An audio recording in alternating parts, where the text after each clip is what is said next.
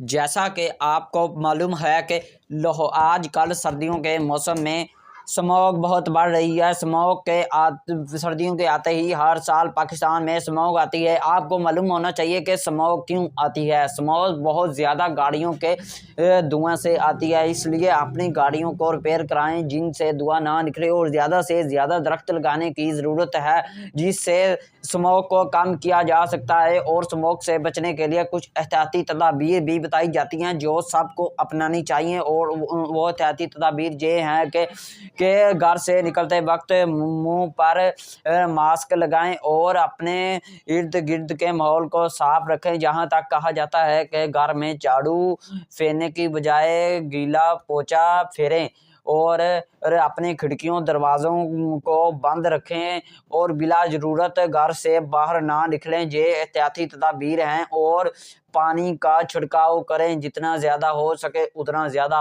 और सर्दियों में तो पानी को हाथ लगाने का दिल नहीं करता, तो फिर ये पानी का छिड़काव कैसे करेंगे। और आगे ये आपका स्मोक के बारे में क्या ख्याल है कि हमें दरख्त ज़्यादा से ज़्यादा लगाने चाहिए या नहीं लगाने चाहिए? अपनी राय का इज़हार कमेंट में ज़रूर दीजिएगा। मैं हूँ अली हैदर, और इसके साथ दीजिएगा इजाज़त, और हमारे चैनल को सब्सक्राइब, वीडियो को लाइक ज़रूर कीजिएगा। बड़ी मेहनत लगती है वीडियो बनाने में। अस्सलाम वालेकुम वरहमतुल्लाह।